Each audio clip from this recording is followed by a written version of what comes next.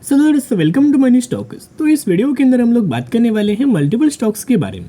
तो चलिए सबसे पहले हम लोग डिस्कस करेंगे टाटा टेक्नोलॉजीज के बारे में। तो टाटा टेक्नोलॉजीज की अगर बात की जाए तो बेसिकली कंपनी के अंदर आज के दिन हमें ऑलमोस्ट आधे % तक की गिरावट नजर आया एंड 1010 रुपीज़ के आसपास हमें क्लोजिंग नजर आ चुकी है।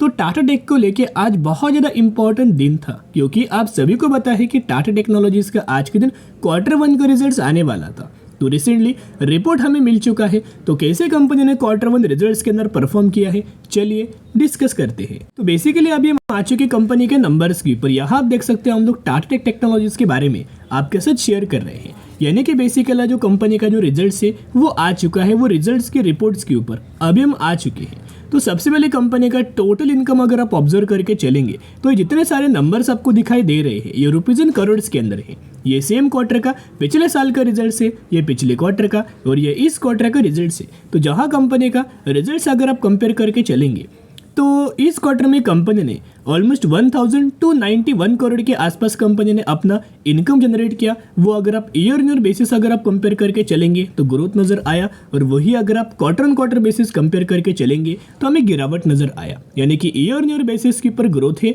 लेकिन Q&Q बेसिस के ऊपर गिरावट इनके इनकम के अंदर नजर आया। फिर अगर आप कंपनी का प्रॉफिट बिफोर टैक्स अगर आप ऑब्जर्व करके चलेंगे तो जो कंपनी का प्रॉफिट बिफोर टैक्स हमें नजर आया हुआ है ना, वो कहीं ना कहीं अगर आप ऑब्जर्व करके चलेंगे तो हमें 252 करोड़ से घट के 219 करोड़ एंड 230 करोड़ से घट के 219 करोड़, यानी कि कहीं ना कहीं अगर आप ऑब्जर्व करके चलेंगे हमें गिरावट नजर आई है। वही अगर आप कंपनी का नेट प्रॉफिट अगर आप ऑब्जर्व करके चलेंगे, प्रॉफिट फॉर द पीरियड, उसके अंदर करंटली कंपनी ने ये क्वार्टर के अंदर 162 करोड़ के आसपास अपना प्रॉफिट जनरेट किया। वही क्वार्टर बेसिस 157 करोड़ से बढ़ के 162 एंड ईयर बेसिस 191 करोड़ से घट के 162 करोड़, यानी कि कहीं ना कहीं अगर आप ऑब्जर्व करके चलेंगे ईयर बेसिस इनके प्रॉफिट्स के अंदर गिरावट हमें नजर आया, लेकिन Q&Q बेसिस के ऊपर जंप हमें देखने को मिला है। तो सिमिलर तरीके से मैं आपके साथ कंपनी का अर्निंग पर शेयर के बारे में शेयर करना चाहूंगा। यहाँ आप देख सकते हो ये डेटा है अर्निंग पर शेयर का। तो जो कंपनी का अर्निंग पर शेयर है वो पिछले साल था 4.72,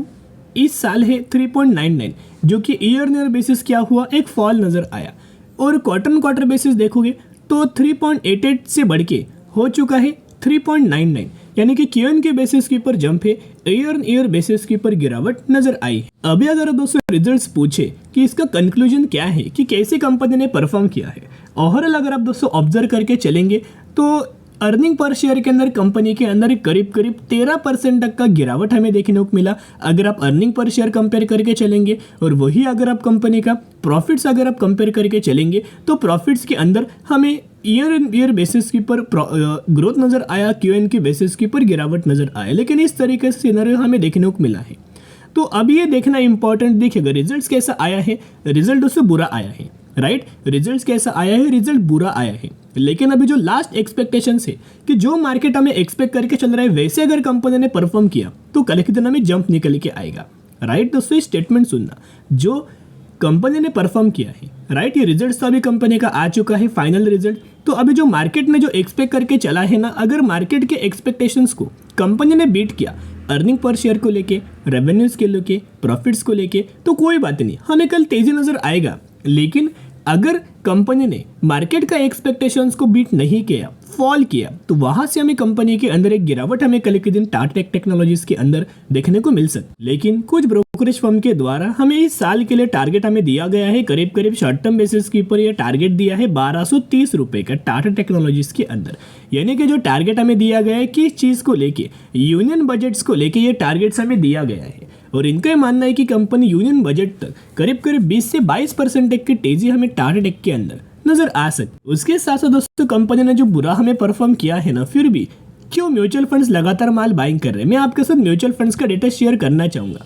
ये डेटा है जून महीने का, आप देख सकते हो, जिसके अंदर 23 म्यूचुअल फंड्स की खरीदारी एंड 4 म्यूचुअल फंड्स की बिकवाली हमें नजर आया। जहां अगर आप लगातार ऑब्जर्व करके चलेंगे तो लगातार म्यूचुअल फंड्स हमें बाइंग लगातार कर रहे हैं। उसके साथ साथ ये डेटा भी जानना आपके लिए इंपॉर्टेंट है कि किन किन फंड्स के द्वारा कितने करोड़ की बाइंग किया, ये जानना आपके लिए इंपॉर्टेंट। तो आप देख सकते हो एक्सिस का एक फंड है जिन्होंने 30,000 करोड़ की बाइंग किया, एक और एक्सिस का एक फंड है 13,000 करोड़ बाइंग, एक और एक्सिस का एक फंड है 1270 करोड़ की बाइंग, एक्सिस का एक फंड है 6000 करोड़ की बाइंग। एक और अगर आप ऑब्जर्व करेंगे, एक्सिस का एक फंड है 2700 करोड़ की बाइंग एंड बड़ौदा का एक फंड है करीब करीब 2600 करोड़ की बाइंग किया है।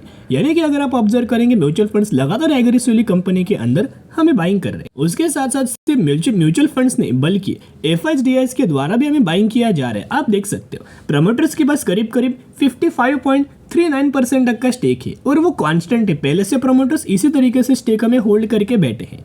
फिर एफआईएस देखोगे तो 1.10% से बढ़ के किया है 1.63%, ये राइट एफआईएस के द्वारा बाइंग किया।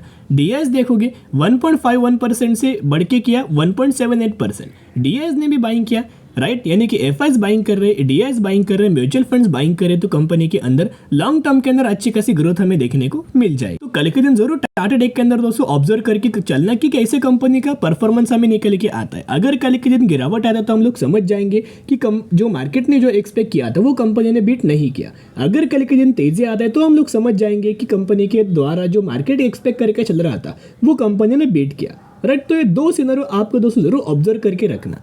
अभी हम बात करेंगे अगली कंपनी के बारे में जिसका नाम है एचडीएफसी बैंक। तो एचडीएफसी बैंक का अगर आप आज के दिन परफॉर्मेंस देखोगे, एक नए के बराबर कंपनी ने परफॉर्म किया, 1615 रुपए के आसपास हमें क्लोजिंग नजर आ चुकी है। तो एचडीएफसी बैंक का अगर आप ऑब्जर्व करके चलेंगे तो ये कंपनी का पिछले 5 सालों का चार्ट मैंने आपके सामने ओपन किया है। बहुत अच्छे खासे लेवल्स के ऊपर दोस्तों एचडीएफसी बैंक ये कंपनी हमें ट्रेड कर रहा है, क्योंकि ये लेवल जो निकल के आए हैं ना, जो कंसोलिडेट कंपनी कर रहा है वो कब से कर रहा है, ये 2022 है, राइट यानी कि 2022 से भी पहले 2021 से कंपनी क्या कर रहा है, लगातार कंसोलिडेट कर रहा है। जब भी कंपनी के अंदर तेजी आता है ऊपर लेवल्स के ऊपर कंपनी क्या करता है, रेजिस्टेंस लेता है, वहीं से क्या होता है, एक फॉल नजर आता है।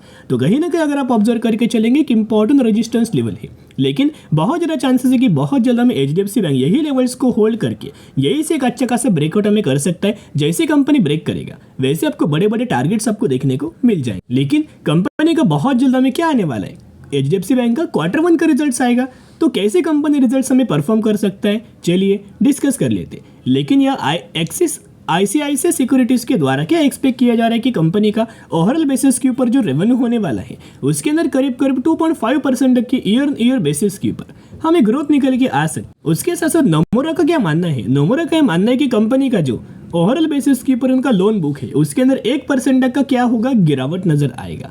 उसके साथ साथ कुछ और ब्रोकरेज फर्म के द्वारा, एनालिस्ट के द्वारा बोला गया है, ये एनालिस्ट है नोमोरा, ये एक्सपेक्ट करके चल रहे हैं कि कंपनी का जो एचडीएफसी बैंक का जो एनआईआई है यानी कि नेट इंटरेस्ट इनकम उसके अंदर करीब करीब हमें 1% तक का फॉल हमें निकल के आ सकता है ईयर बेसिस के ऊपर। उसके साथ साथ बीएनपी पारिबास के द्वारा ये मानना है कि एचडीएफसी बैंक का जो प्रॉफिट्स होने वाला है वो प्रॉफिट्स करीब करीब 0.1% तक की क्वार्टर बेसिस के ऊपर हमें ग्रोथ नजर आ सकती है। एंड इनका ये मानना है कि कंपनी का ओवरऑल बेसिस के ऊपर 38.4% तक का ग्रोथ आ सकता है, जहां कंपनी 11,950 करोड़ के आसपास एक अच्छा खासा हमें नंबर जनरेट कर सकता है, राइट। तो जो इतने सारे कंपनी एनालिस्ट के द्वारा, ब्रोकरेज फर्म के द्वारा हमें बोला गया है कि इस तरीके से कंपनी हमें परफॉर्म कर सकती है, और उसी को ध्यान में रखते हुए हमें एनालिस्ट के द्वारा, ब्रोकरेज फर्म के द्वारा टारगेट दिया है एचडीएफसी बैंक को लेके। इनका यह मानना है कि बहुत जल्दी कंपनी 2,500 रुपीज तक का टारगेट हमें अचीव करते हुए देखने को मिल सकता है। एचडीएफसी बैंक को अगर आप देखोगे तो हर एक महीने के अंदर म्यूचुअल फंड्स लगातार बाइंग कर रहे हैं,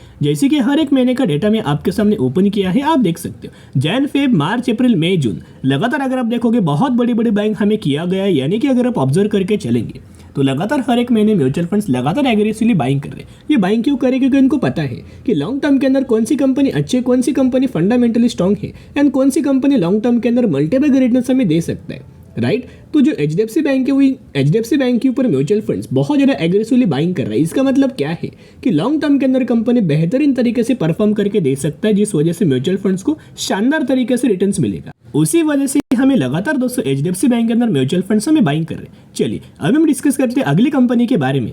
लेकिन एक पॉइंट नोट करना कि एचडीएफसी बैंक का जो Q1 का रिजल्ट्स आने वाला है वो 20 जुलाई को आने वाला है। तो जरूर चैनल को सब्सक्राइब करके रखना, ताकि जब भी मुझे कंपनी का Q1 का रिजल्ट नजर आएगा 100% मैं आपके साथ शेयर कर दूंगा। अभी हम बात करने वाले हैं उजास एनर्जी लिमिटेड के बारे में। तो 88 रुपीज़ के आसपास में कंपनी क्लोज हुआ है एंड करीब करीब 900% तक का रिटर्न शेयर होल्डर्स को बना के दिया। रिसेंटली कंपनी ने एक अनाउंसमेंट किया है, कंपनी ने अनाउंस किया है 1:4 रेशियो के अंदर बोनस। यानी कि अगर आपके पास इस कंपनी के 4 शेयर होंगे तो हर 4 शेयर के बदले आपको ये कंपनी एक बोनस शेयर देने वाला है। तो जरूर कंपनी के बारे में स्टडी एनालिसिस जरूर करना।